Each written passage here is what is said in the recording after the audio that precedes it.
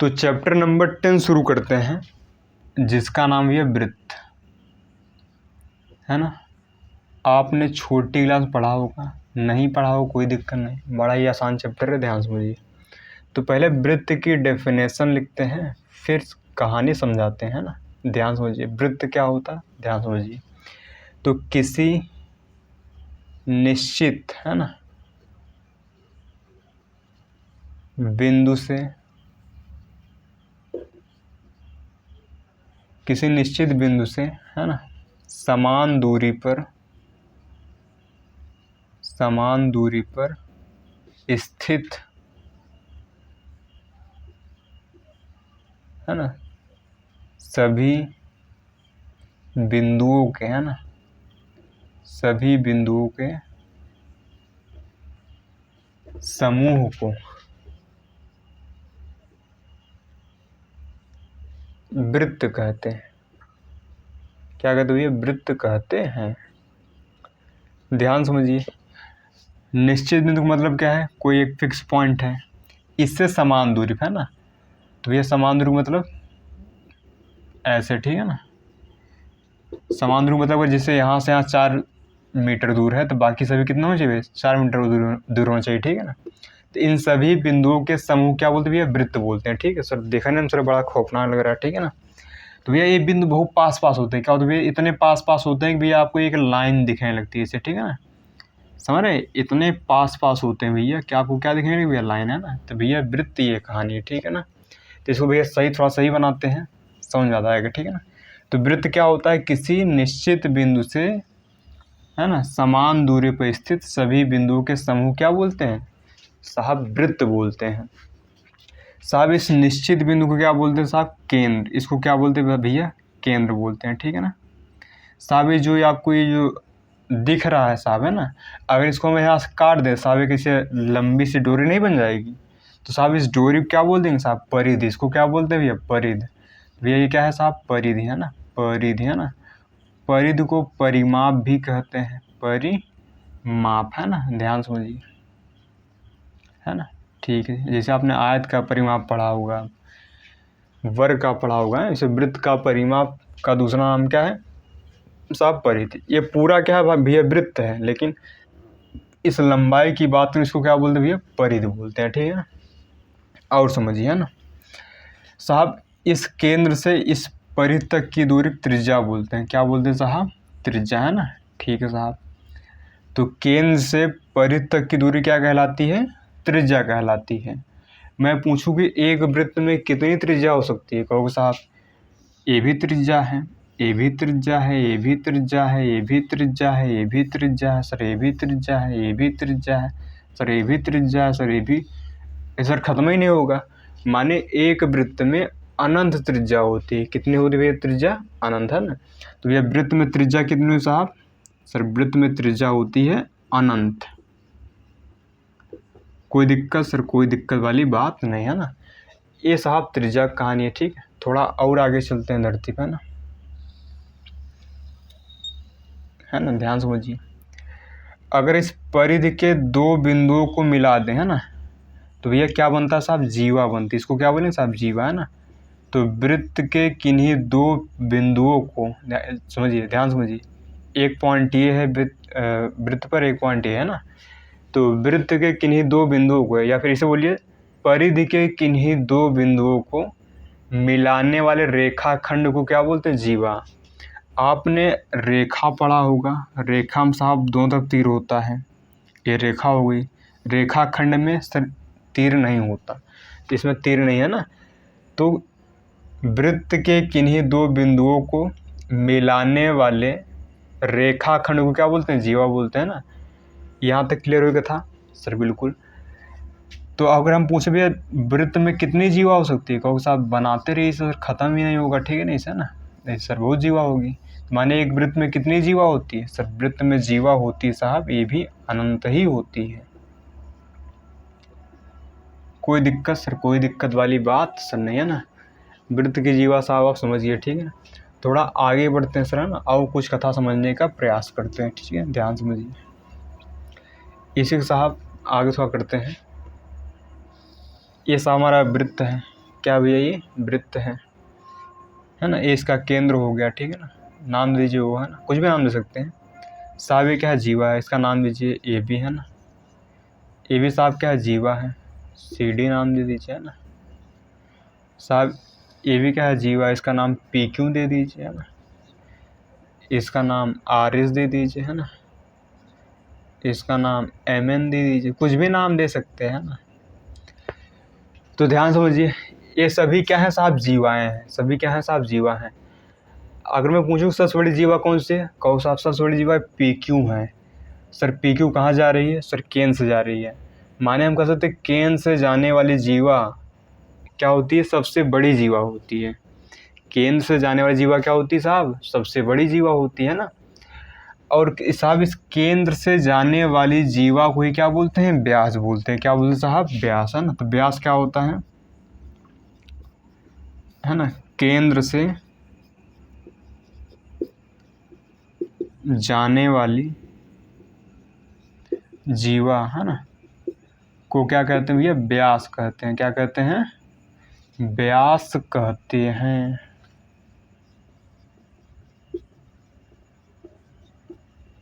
यहाँ तक कथा स्पष्ट हुई। तो केंद्र से जाने वाली जीवा क्या कहते हैं भैया, व्यास कहते हैं। और ध्यान समझिए, मैं बोलूँ कि भैया इन सब में सबसे बड़ी जीवा कौन से साहब, कहो सर यही वाली है, बीच वाली है ना, बाकी सब छोटे लग रही हैं।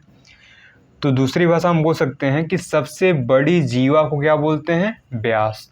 इसको ऐसे लिख सकते हैं, सबसे बड़ी जीवा को, है ना, व्यास कहते हैं। क्या कहते हैं भैया, व्यास कहते हैं, है ना। ठीक है साहब,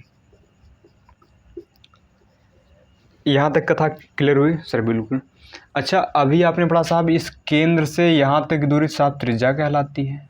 सर बिल्कुल कहलाती है। कहो सर ये भी तो केंद्र से यहाँ तक दूरी है ना, तो ये भी साहब त्रिज्या हो गई, ठीक है ना। तो माने हम कह सकते हैं साहब जो व्यास होगा वो त्रिज्या प्लस त्रिज्या होगा, माने त्रिज्या का 2 गुना होगा ना। ध्यान समझिए सर, यहाँ समझ जाते हैं ना। व्यास हम क्या लिख सकते हैं साहब, सर नीचे दिख रहा है, सर यहाँ लिख दीजिए। सर एक लाइन दिख रहा है, ठीक है। अगर सर हम व्यास को लिखना चाहें, अगर हम व्यास को लिखना चाहें तो क्या लिखेंगे यहाँ पर, त्रिज्या प्लस त्रिज्या, है ना। माने क्या होगा बस भैया, ये 2 गुना त्रिज्या हो गया, 2 गुना त्रिज्या हो गया भैया। यहाँ पर व्यास का एक सूत्र बन गया। क्या बन गया भैया, व्यास का यहाँ सूत्र बन गया। तो व्यास बराबर क्या होता है भैया, 2 गुना त्रिज्या। व्यास बराबर क्या होता है, 2 गुना त्रिज्या। तो यहाँ से भी डेफिनेशन बन गई कि त्रिज्या के, ध्यान सुनिए, त्रिज्या के 2 गुने को व्यास कहते हैं। त्रिज्या के 2 गुना क्या बोलते हैं साहब, व्यास बोलते हैं। सर व्यास समझ में आया। सर व्यास क्या है, सबसे बड़ी जीवा को व्यास बोलते हैं, या फिर केंद्र से जाने वाली जीवा को व्यास बोलेंगे, या फिर त्रिज्या के 2 गुने को व्यास कहते हैं। इतनी कथा संपन्न हुई, समझ में आई सर, बिल्कुल।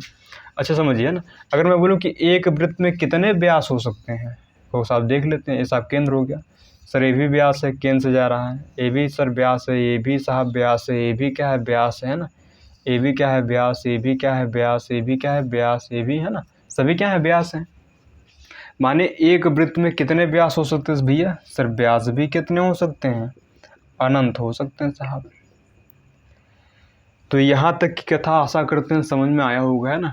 तो हमने क्या पढ़ लिया भैया, त्रिज्या पढ़ लिया, वृत्त पढ़ लिया, है ना, परिधि पढ़ लिया, जीवा, है ना, ये सब पढ़ लिया। अब सर क्लास 10th में सर क्या पढ़ना उसको समझते हैं, है ना। तो भैया आपको 10th में एक रेखा देगा और एक वृत्त देगा, है ना। 19 कथाएं बनाएगा और क्वेश्चन पूछेगा। सर कैसे, सर समझ नहीं आया, वही समझाते हैं, ध्यान से समझिए भैया, है ना।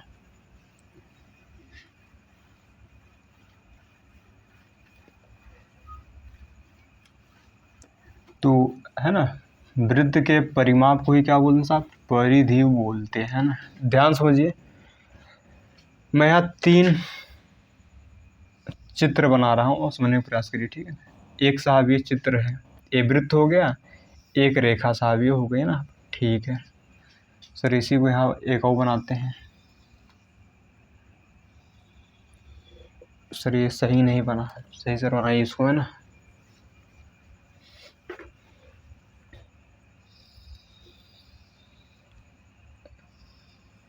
कहने का मतलब ये टच कर रही, क्या कर रही है, टच कर रही, ठीक है ना। एक तीसरे की कंडीशन साहब ये है ना, ये टच ही नहीं कर रही, दूर से, है ना, ठीक है साहब, है ना। देखिए ये जो रेखा है इस वृत्त को 2 पॉइंट पर काट रही है, काट रही माने प्रतिच्छेद कर रही है। तो प्रतिच्छेद करने वाली रेखा क्या बोलेंगे साहब, छेदक रेखा। तो इसको क्या बोलेंगे साहब, छेदक रेखा, है ना, इसको बोलेंगे भैया छेदक रेखा। जो वृत्त को 2 बिंदुओं पर प्रतिच्छेद करे, ध्यान से समझिए, जो वृत्त को 2 पॉइंट पर प्रतिच्छेद करे, काट दे, छेद दे, उसे क्या बोलेंगे साहब, छेदक रेखा बोलेंगे।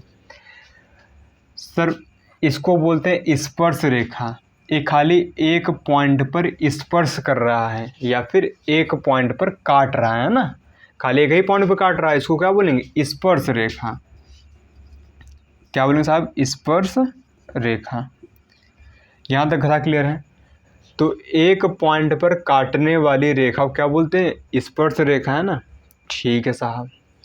साहब ये दोनों काट रही है ना ही स्पर्श कर रही, तो इसको बोलेंगे अप्रतिच्छेदी रेखा, अप्रतिच्छेदी रेखा। सर इससे कोई मतलब नहीं, ना काटेगा ना टच करेगा ना कुछ करेगा, ठीक है ना। तो यहाँ तक आशा करते हैं सर समझ में आया होगा, है ना। तो सर ये सिंपल सी कथा थी, आगे समझिए सर, और कुछ कथा करते हैं इसमें, ठीक है ना। अगर मैं बोलूँ साहब एक वृत्त में कितनी छेदक रेखा हो सकती है, ध्यान समझिए, मैं बोल रहा हूँ साहब एक वृत्त में कितनी छेदक रेखा हो सकती है ना। कहो साहब छेदक रेखा की बात करें ना, समझिए ये वृत्त है ना साहब, ये छेदक रेखा है, सर ये भी छेदक रेखा है, सर ये भी छेदक रेखा है, सर ये भी छेदक रेखा है, सर ये भी छेदक रेखा है, ये भी है ना, सब छेदक रेखा है ना। माने एक वृत्त में साहब अनंत छेदक रेखा हो सकती है, कितना भैया, अनंत छेदक रेखा हो सकती है, ठीक है सर। बिल्कुल सर, नीचे दिख रहा है सर, फर्जी लिखना है सर, नहीं सर दिख रहा है ना।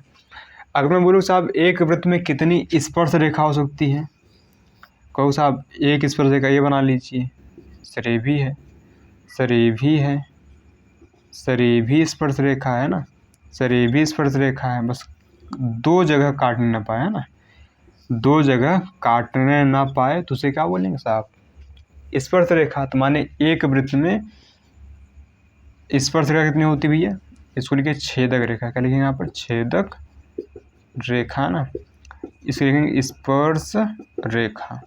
तो एक वृत्त में कितनी स्पर्श रेखा होती है साहब, अनंत होती है सर। कोई दिक्कत सर, कोई दिक्कत वाली बात नहीं है ना। यहाँ तक आशा करते हैं समझ में आ गया होगा, ठीक है ना सर। आगे थोड़ा और बढ़ते हैं, ठीक है ना। और समझिए और क्वेश्चन कैसे पूछ सकता है, और क्वेश्चन कैसे पूछेगा साहब, ध्यान से समझिए।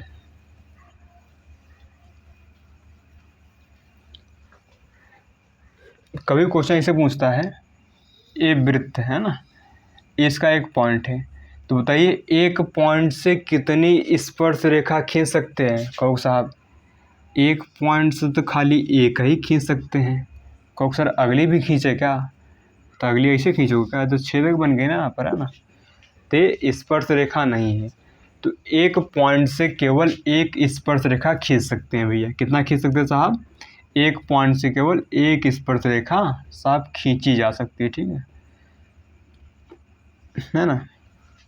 क्या लिखें यहाँ पर, नोट पॉइंट करके, है ना सर, कहाँ लिखे हैं, यही लिख देगा, है ना। एक बिंदु से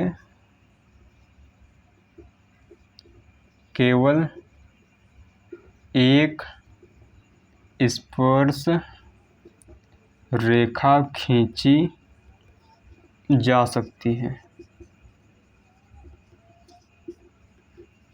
तो एक बिंदु से कितनी स्पर्श रेखा खींच सकते हैं साहब, एक स्पर्श रेखा खींच सकते हैं, ठीक है। अगर मैं बात करूँ साहब वृत्त पे कितनी खींच सकते हैं भैया, वृत्त पे तो अनंत बिंदु है, वृत्त पे कितने बिंदु भैया, अनंत बिंदु है। तो उस अनंत बिंदु भैया इकट्ठे खींची जा सकती है, माने एक वृत्त पर अनंत स्पर्श रेखा खींच सकते हैं। लेकिन जब बात हो एक पॉइंट की, तो एक पॉइंट से का केवल एक रेखा खींच सकते हैं। अगर बात हो वृत्त पर, तो वृत्त पर अनंत खींच सकते हैं। यहाँ तक आशा करते सर समझ में आया होगा, ठीक है। एक बात और जानिए, धरती पे काम देगा, ठीक है ना। ये स्पर्श रेखा है ना, तो भैया जो ये रेखा, जो स्पर्श रेखा वृत्त को जिस बिंदु पर काटती है उसको बोलते हैं स्पर्श बिंदु। क्या बोलते हैं भैया? स्पर्श बिंदु, है ना। ठीक है साहब, तो ये भी क्या कहलाएगा साहब? स्पर्श बिंदु, है ना। माने स्पर्श रेखा जिस बिंदु पर वृत्त को काटती है या फिर स्पर्श करती है उसे क्या बोलते हैं साहब? स्पर्श बिंदु। कोई दिक्कत सर? कोई दिक्कत वाली बात सर नहीं है ना। आगे बढ़ते हैं सर, है ना। यहाँ तक आप समझ गए होंगे, ठीक है ना सर। थोड़ा और आगे बढ़िए, ठीक है ना। कभी क्वेश्चन पूछता है कि एक वृत्त पर कितनी समांतर रेखाएं खींची जा सकती हैं। ध्यान समझिए ये साहब।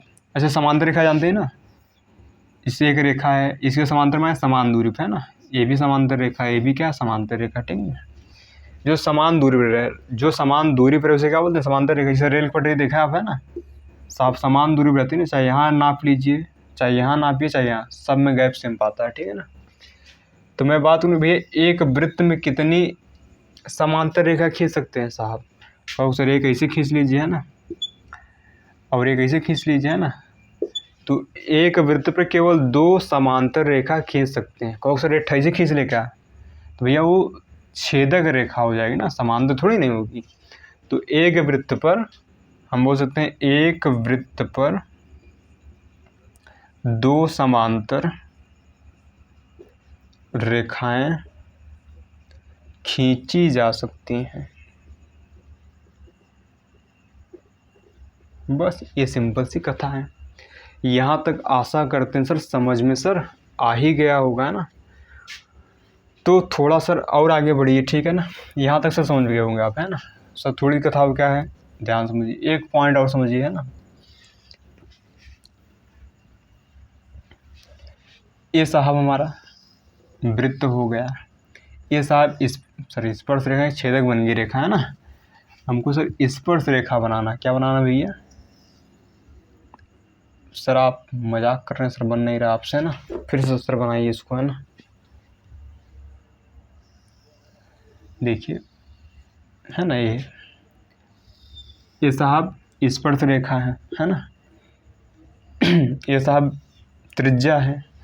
तो स्पर्श जो त्रिज्या होती है वो स्पर्श रेखा पर लंब होती है। क्या होती है भैया? लंब, है ना।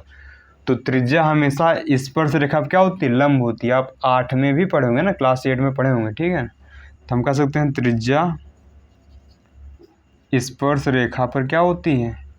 स्पर्श रेखा पर लंब होती है साहब, लंब होती है। ये रही इतनी कथाएं इसकी, ठीक है ना। जो हमको बेसिक पढ़ना था सर, हमने सारी कथाएं कवर कर लिया, है ना। अब इसके नेक्स्ट वीडियो में इसके क्वेश्चन आंसर लगाएंगे, ठीक है ना। इसके क्वेश्चन सॉल्व करेंगे। तो मिलते हैं साहब नेक्स्ट वीडियो में, है ना।